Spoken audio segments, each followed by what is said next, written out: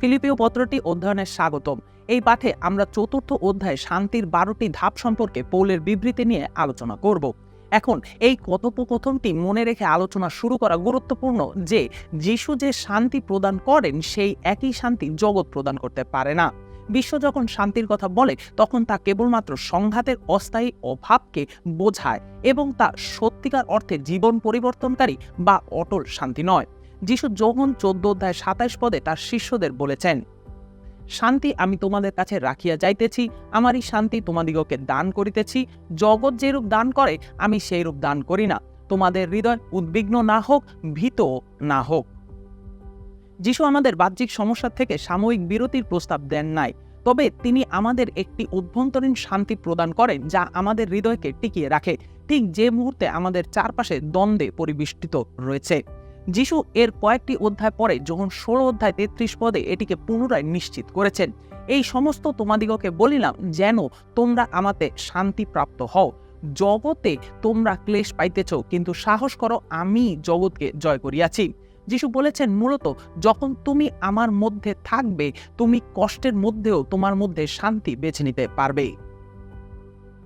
যিশায়া 26:3 পদে ভাববাদী ঈশ্বরের প্রতি ঘোষণা করেন, যাহার মন তোমাতে সুস্থির তুমি তাহাকে শান্তিতেই রাখিবে, কেননা তোমাতেই তাহার নির্ভরতা। এই পদটিতে যিশায়াও ঈশ্বরের শান্তি পাওয়ার জন্য দুটি শর্ত দিয়েছেন, একটি মন ঈশ্বরের প্রতি স্থির রাখা এবং অন্যটি হৃদয় যা ঈশ্বরে বিশ্বাস করবে। পৌল খ্রিস্টের মাধ্যমে ফিলিপিওদের কাছে 4:4-7 পদে এই একই শান্তির প্রস্তাব দিয়ে বলেছেন, তোমরা প্রভুতে সর্বদা আনন্দ করো। পুনরায় বলিব, আনন্দ করো। তোমাদের শান্ত ভাব মনুষ্য মাত্রের বিদিত হোক, প্রভু নিকটবর্তী। কোনো বিষয়ে ভাবিত হইও না, কিন্তু সর্ববিষয়ে প্রার্থনা ও বিনতি দ্বারা ধন্যবাদ সহকারে তোমাদের যাচনা সকল ঈশ্বরকে জ্ঞাত করো, তাহাতে সমস্ত চিন্তার অতীত যে ঈশ্বরের শান্তি তাহা তোমাদের হৃদয় ও মন খ্রিস্ট যিশুতে রক্ষা করিবে। ঈশ্বরের শান্তি পাওয়ার প্রথম পদক্ষেপটি 6 পদে পাওয়া যায়, কোনো বিষয়ে উদ্বিগ্ন হইও না। এখন এটি মনে রাখা সহায়ক হবে যে পৌল যখন এই বাক্যগুলো লেখেন তখন তিনি কারাগারে ছিলেন। আমরা এটাও জানি যে প্রভুর সেবা করার সময় পৌলকে মারধর করা হয়েছিল, পাথর ছুঁড়ে মারা হয়েছিল, জাহাজ ভেঙে ফেলা হয়েছিল, অপবাদ দেওয়া হয়েছিল এবং অন্যান্য অনেক নির্যাতনের শিকার হয়েছিলেন। কারো যদি চিন্তা করার মতো অনেক কিছু থেকে থাকে তবে তিনি হলেন পৌল, কিন্তু এখনো তার আমাদের উদ্বেগ থেকে মুক্তি করতে উৎসাহিত করার বিশ্বাস আছে, কারণ এটি অলাভজনক নয়। প্রকৃতপক্ষে পৌল বলেছেন, উদ্বিগ্ন হওয়া ধ্বংসাত্মক বিষয়। এটি পবিত্র আত্মার নির্দেশনার মাধ্যমে আপনার সমস্যার সঠিকভাবে মোকাবেলা করার জন্য যে শক্তি প্রয়োজন তা নষ্ট করে।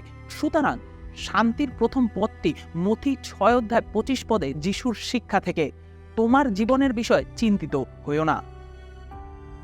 শান্তির দ্বিতীয় ধাপটি 6 পদের বাকি অংশে পাওয়া যায়, যা বলে কোনো বিষয়ে ভাবিত হইও না, কিন্তু সর্ববিষয়ে প্রার্থনা ও বিনতির দ্বারা ধন্যবাদ সহকারে তোমাদের যাচনা সকল ঈশ্বরকে জ্ঞাত করো। অন্য কথায় পৌল বলছেন, কোনো কিছুর জন্য চিন্তা করবেন না, কিন্তু সবকিছুর জন্য প্রার্থনা করুন। আমাদের উদ্বিগ্ন করে তুললে সেই বিষয়ে প্রার্থনা করলে আমাদের উদ্বেগ কমে যায়। দুশ্চিন্তা অলাভজনক, কিন্তু প্রার্থনা কার্যকরী। এটা বিশ্বাস এবং আস্থার একটি চিহ্ন যখন আমরা ঈশ্বরের কাছে একটি প্রথম চিন্তা হিসেবে কান্নাকাটি করি, এবং শুধুমাত্র এটি একটি চিন্তা ভাবনার বিষয় নয়। আমাদের প্রত্যেকেরই প্রতিদিন কিছু করার জন্য সিদ্ধান্ত নিতে হয়। হয় আমরা প্রার্থনা করাকে বেছে নিতে পারি, অথবা আমরা চিন্তা করাকে বেছে নিতে পারি। আপনি কোনটা বেছে নেবেন? ফিলিপিও 4:8 পদে শান্তির তৃতীয় ধাপ পাওয়া যায় এবং যা সঠিক চিন্তা ভাবনার সাথে সম্পর্কযুক্ত। পৌল বলেছেন, অবশেষে হে ভাতৃগণ, যাহা যাহা সত্য, যাহা যাহা আদরণীয়, যাহা যাহা ন্যায্য, যাহা যাহা বিশুদ্ধ, যাহা যাহা প্রীতিজনক, যাহা যাহা সুখ্যাতিযুক্ত, যে কোনো সদ্গুণ ও যে কোনো কীর্তি হোক, সেই সকল আলোচনা করো। আপনার চিন্তা মেষের মতো, আর আপনিই রাখাল। তাদের খোয়ার তাদের নিয়ন্ত্রণ করে। আপনার চিন্তা আপনার জীবনের প্রভু হয়ে ওঠে। আমাদের মাথায় যা আসে তা আমরা সবসময় নিয়ন্ত্রণ করতে পারি না, কিন্তু আমরা সেই চিন্তাগুলোকে আমাদের মধ্যে থাকতে দেব কি দেব না তা নিয়ন্ত্রণ করতে পারি। কোনো কিছুর উপরে বসবাস করা একটি পছন্দ। অনেকে বলেন, আমি এইভাবে ভাবতে চিন্তা করতে চাইনি, কিন্তু এটি কেবল ঘটে গেছে এবং আমি এই সম্পর্কে কিছুই করতে পারি না। তারা বিভ্রান্ত হন। আপনি সিদ্ধান্ত নিন আপনি কি এবং কি চর্চা করতে চলেছেন। পৌল স্পষ্টতই এই অনুশীলন করতেন। তিনি কারাগার থেকে এই বাক্যগুলো লেখার কারণে তিনি সহজেই নিরুৎসাহিত হতে পারতেন, কিন্তু তিনি নেতিবাচক বিষয়ের উপরে স্থির থাকতে পছন্দ করেন নাই। তিনি উদ্বেগকে মুক্ত করতে বেছে নেন এবং তিনি উৎসাহকে বরণ করেন এবং সত্য কথা বলতে বেছে নেন। সুতরাং আমরা জানি যে আমরা যে চিন্তাগুলোকে আমাদের মধ্যে অনুমোদন দেই তা আমরা নিয়ন্ত্রণ করতে সক্ষম, কিন্তু ঠিক কিভাবে? পৌল তার পাঠকদের সাহায্য করার জন্য যে তালিকা দিয়েছেন তাতে 4টি পথের বিষয় উল্লেখ করেছেন। প্রলোভন, উদ্বেগের বিষয়, পরিবর্তন বিষয়ে সাহায্য করেন। তিনি বলেন সত্য কি সেই সম্পর্কে চিন্তা করুন, যা সম্মানজনক, সঠিক, বিশুদ্ধ, সুন্দর, উৎকৃষ্ট এবং প্রশংসার যোগ্য তা নিয়ে চিন্তা করুন। এর উত্তর হলো আপনাকে আপনার মানসিকতাকে বেছে নিতে হবে। এখানে পৌল বর্ণনা করেছেন যে আপনি যে চিন্তার ধরনগুলোর সাথে লড়াই করছেন এমন চিন্তা ভাবনাগুলোকে বাদ দিন এবং প্রতি মিনিটে মিনিটে সেইগুলিকে আপনার চিন্তার একটি গাইড হিসেবে ব্যবহার করুন। ব্যক্তিগত শান্তির পঞ্চম পথ হলো একটি ব্যবহারিক পথ যা ফিলিপিও 4:9 পাওয়া যায়। তোমরা আমার কাছে যাহা যাহা শিখিয়াছ, গ্রহণ করিয়াছ, শুনিয়াছ ও দেখিয়াছ সেই সকল করো, তাহাতে শান্তির ঈশ্বর তোমাদের সঙ্গে সঙ্গে থাকিবেন। তিনি বলেন আপনার জীবনে এমনভাবে জীবিত থাকুন যা প্রতিফলিত করবে যে আমি কিভাবে পরীক্ষার মধ্যে আমার জীবন যাপন করেছি। তিনি আমাদেরকে কঠিন সময়েও সঠিক ত্যাগ স্বীকার করতে এবং বিশ্বাসী পুরুষ ও নারীদের দৃষ্টান্ত অনুসরণ করতে নির্দেশ দেন যারা পরীক্ষার সময় ধৈর্যশীল ছিলেন। আমরা তাদের কাছ থেকে শিখতে পারি যারা কষ্ট ভোগ করেছে কিন্তু রাগ না বা প্রতিশোধের আকাঙ্ক্ষার কাছে হার মানেন নাই। তারা যেভাবে কাজ করেছে সেভাবে কাজ করুন। আপনার চারপাশে বিশ্বাসের দৃষ্টান্তগুলো অনুসরণ করুন, উভয় শাস্ত্র এবং সমাজের থেকে। আমরা ফিলিপিও 4:5 ঈশ্বরীয় শান্তির জন্য ষষ্ঠ শর্তটি দেখতে পাই, কৃতজ্ঞ হওয়া। কৃতজ্ঞ হও। পৌল ধন্যবাদের সাথে আমাদের প্রার্থনা অর্পণ করতে বলেন। ধন্যবাদ জ্ঞাপন চিকিৎসা। অকৃতজ্ঞ মানুষদের পক্ষে সুখী হওয়া অসম্ভব, কারণ অকৃতজ্ঞ মানুষ কখনোই সন্তুষ্ট থাকে না। তারা সর্বদা কি ভুল বা কি অনুপস্থিত সেই দিকে দৃষ্টি নিবদ্ধ করে। তাই তারা তাদের চারপাশে যা ঘটছে তার মধ্যে আশীর্বাদগুলো দেখতে পায় না, বিশেষত অন্ধকার সময় যখন কৃতজ্ঞতা সবচেয়ে বেশি প্রয়োজন কিন্তু খুঁজে পাওয়া কঠিন। আপনার আশীর্বাদগুলো গণনা করুন এবং প্রভু কিভাবে আপনার প্রতি অনুগ্রহ করেছে তা আবিষ্কার করুন। সর্বদা ভালো যখন আপনার জীবনের এমন কিছু জিনিস বা বেশিরভাগ জিনিস আপনি যেমন করে দেখতে চান তা নাও ঘটে, তখনও কৃতজ্ঞ থাকুন। আপনি যখন কৃতজ্ঞ হৃদয়ে আরাধনা করেন তখন আসলে আপনি আপনার চিন্তা ভাবনাকে প্রশিক্ষণ দিচ্ছেন, তাদের নেতিবাচক দিক থেকে সরিয়ে ইতিবাচক দিকে নিয়ে যাচ্ছেন। ইহা সুন্দর যে পৌল কারাগারের শৃঙ্খলে বন্দী থাকা অবস্থায় লেখা চিঠিটিকে সাধারণত আনন্দের পত্রাবলী বলা হয়। পৌল জানেন যে তিনি তার স্বাধীনতা হারানোর পর থেকে যে সমস্ত কষ্ট ভোগ করেছেন তার জন্য তিনি তার সময় কাটাতে পারেন, কিন্তু তিনি তার পরিবর্তে এখনো যা আছে তার জন্য ঈশ্বরকে ধন্যবাদ জানাতে সিদ্ধান্ত নেন। তিনি এখনো জীবিত, তিনি এখনো প্রার্থনা করতে পারেন এবং তিনি এখনো খ্রিস্টের সাথে সময় কাটাতে পারেন। কোনো কেউই খ্রিস্টকে তার কাছ থেকে কেড়ে নিতে পারবে না, বা তার আশা যে তার শৃঙ্খল সুসমাচার ছড়িয়ে দিচ্ছে এবং অনেককে পরিত্রাণের দিকে নিয়ে যাচ্ছে যারা অন্য উপায়ে পৌঁছাতে পারেনি। তাই তিনি বলেন কৃতজ্ঞতার মানুষ হিসেবে কৃতজ্ঞ হও এবং তাহলে আপনি শান্তি পাবেন। আমরা ফিলিপিও 4:5 সত্যিকারের শান্তির জন্য সপ্তম শর্ত খুঁজে পাই। আপনার নম্র আত্মা সকল মানুষের কাছে পরিচিত হোক। আপনি হয়তো ভাবছেন শান্তির সাথে নম্রতার কি সম্পর্ক? কোনো বিশেষ পরিস্থিতিতে মৃদু এবং শান্ত থাকা কঠিন, বিশেষ করে যখন আপনার চারপাশের লোকেরা আপনার জীবনে আঘাত করে। আমাদের মানব প্রকৃতির কারণে আমরা খুব রাগান্বিত এবং আত্মরক্ষামূলক হতে চাই, কিন্তু বিদ্বেষপূর্ণ বা হিংসাত্মক না হয়ে আপনার পরিস্থিতি মেনে নেওয়ার সক্ষমতা আপনার জীবনে শান্তি আনবে। শান্তির অষ্টম ধাপটি পৌলের আহ্বানের সাথে যুক্ত বিশ্বাস এবং নির্ভরতা, ধৈর্য। যখন আমরা প্রভুর জন্য অপেক্ষা করি আমরা বিশ্বাসে অপেক্ষা করি। যখন আমরা মানুষের সাথে আমাদের সম্পর্কের জন্য অপেক্ষা করি তখন আমরা ভালোবাসায় অপেক্ষা করি। এই অপেক্ষাকে বলা হয় ধৈর্য। এই ধৈর্য হলো আত্মার ফল এবং শান্তিতে ভরপুর ব্যক্তির প্রয়োজনীয় বৈশিষ্ট্য।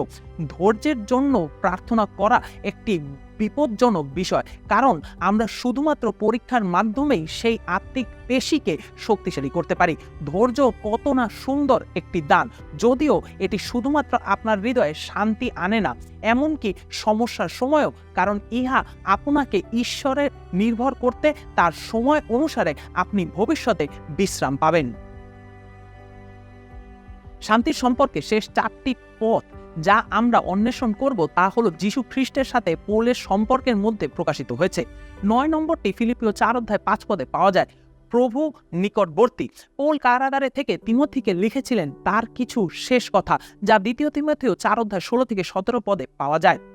আমার প্রথমবার আত্মপক্ষ সমর্থনকালে কেহ আমার পক্ষে উপস্থিত হইল না, সকলে আমাকে পরিত্যাগ করিল, ইহা তাহাদের প্রতি গণিত না হোক, কিন্তু প্রভু আমার নিকটে দাঁড়াইলেন এবং আমাকে বলবান করিলেন, যেন আমার দ্বারা প্রচার কার্য সম্পন্ন হয় এবং পরজাতীয় সকল লোক তাহা শুনিতে পায়। সুতরাং পৌল ব্যাখ্যা করেছেন যে আপনি যদি প্রভুর অবিরাম উপস্থিতি স্মরণ করেন তবে আপনি কঠিন পরিস্থিতিতেও শক্তি এবং শান্তি পাবেন।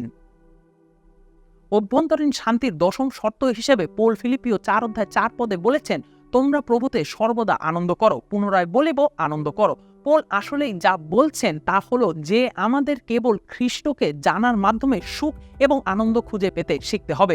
যেমন আমরা প্রেরিত 17:28 পদে পড়ি, আপনি চিরকাল ঈশ্বরে আনন্দিত হইতে পারেন যখন আপনি জীবিত আছেন এবং চলাফেরা করছেন, তখন আপনার সত্তা তার উপস্থিতিতে থাকতে পারে। আপনার সুখ, আনন্দ এবং শান্তি কিসের উপরে নির্ভর করে? তারা কি আপনার বিবাহ বা চাকরি বা স্বাস্থ্য বা স্বাচ্ছন্দ্য বা অন্য কোনো জিনিসের উপরে নির্ভর করে যা আপনাকে সহজেই হতাশ করতে পারে? পৌল আমাদের বলেন যে আমাদের সুখ, আনন্দ এবং শান্তি খ্রিস্টের কাছ থেকে আসে এবং তার সাথে আমাদের সম্পর্কের মাধ্যমে আসে। লোকেরা আপনাকে ব্যর্থ করবে, এমনকি আপনি যাদেরকে সবচেয়ে কাছের মানুষ ভাবেন তারাও ব্যর্থ করবে, কিন্তু খ্রিস্ট কখনোই আপনাকে ব্যর্থ করবেন না এবং সর্বদা কাছে থাকবেন। যখন আমরা পৌলের অনুপ্রেরণার দিকে তাকাই তখন আমরা শান্তির 11তম পথ আবিষ্কার করতে পারি। তিনি যে কোনো মানুষের সমর্থনের চেয়ে ঈশ্বরের সমর্থনকে বেশি মূল্য দিয়েছেন। আপনি যদি প্রাথমিকভাবে ঈশ্বর আপনার সম্পর্কে কি ভাবেন তার পরিবর্তে লোকেরা আপনার সম্পর্কে কি ভাবে তা নিয়ে উদ্বিগ্ন হন, আপনি সর্বদা নিজেকে অশান্তির মধ্যে দেখতে পাবেন। আপনি কখনোই সবাইকে খুশি করতে পারবেন না। আমাদের শান্তি ঈশ্বরের উপর নির্ভরশীল হতে হবে এবং অন্য কারো উপর নয়। এমন সময় আসবে যখন আপনি ঈশ্বর এবং আপনার চারপাশে যারা আছে উভয়ের কাছ থেকে সমর্থন পাবেন, কিন্তু এটি প্রায়ই ঘটবে না। মানব জাতির ভয়ের কারণ হলো মূর্খতা, পাপ, উদ্বিগ্নতা এবং লজ্জা। ঈশ্বর ভয় হলো জ্ঞান, ধার্মিকতা এবং সত্যিকারের আনন্দের পথ। ফিলিপিও 4:11-13 পদে সন্তুষ্টির বিষয়ে পৌলের চিন্তাধারায় আমরা শান্তির জন্য আমাদের দ্বাদশ এবং শেষ পথ খুঁজে পাই। এখানে পৌল লিখেছেন, এই কথা আমি অনটন সম্বন্ধে বলিতেছি না, কেননা আমি যে অবস্থায় থাকি তাহাতে সন্তুষ্ট থাকিতে শিখিয়াছি। আমি অবনত হইতে জানি, উপচয় ভোগ করিতেও জানি। প্রত্যেক বিষয়ে ও সর্ববিষয়ে আমি তৃপ্ত কি ক্ষুধিত হইতে এবং উপচয় কি অনটন করিতে দীক্ষিত হইয়াছি। যিনি আমাকে শক্তি দেন তাহাতে আমি সকলই করিতে পারি। পৌল যে কোনো পরিস্থিতিতে সন্তুষ্ট ছিলেন, কারণ তিনি তার নিজের শক্তির উপরে নির্ভর করেন নাই, বরং প্রতিটি পরিস্থিতির মোকাবেলা করার জন্য খ্রিস্টের শক্তির উপর নির্ভর করেছেন। তিনি ভালো বিষয় ঘটানোর দিকে মনোনিবেশ করেন নাই, তিনি খ্রিস্টের শক্তি এবং নির্দেশনার উপরে দৃষ্টিপাত করেছেন এবং নির্ভর করেছেন। যেমন পৌল বলেছেন, আমি যথেষ্ট শক্তিশালী নই, প্রভু জানেন কিভাবে এখানে পূর্ণাঙ্গ মঙ্গল আসবে। আমি জানি না কোন পথে সুসমাচারকে সাফল্যের দিকে নিয়ে যাবে, সুতরাং আমি এটি তোমার কাছে উন্মুক্ত করছি এবং আমি আমার হৃদয় এবং আমার মনকে সত্যিকারের বিশ্রাম দিতে যাচ্ছি। এটি আমি যে চাচ্ছি বা করতে পারি তা নয়, এটি তুমি কি করতে চাচ্ছ এবং তুমি করতে পারো। তাই তুমি যে কোনো সময় আমাকে যা প্রদান করবে তাতেই আমি সন্তুষ্ট থাকব। আমরা যখন শেষ করতে চলেছি, আপনি নিজেকে জিজ্ঞাসা করুন যে আপনি কি এই ধরনের শান্তি পেয়েছেন যা শুধুমাত্র ঈশ্বরের কাছ থেকে আসে। এটি আপনার জন্য একটি নতুন এবং অবিচল আনন্দ নিয়ে আসবে। ক্ষণকালীন, অতুলনীয় জগতের ক্ষণস্থায়ী নশ্বর বিনাশের সাথে তুলনা করা যায় না।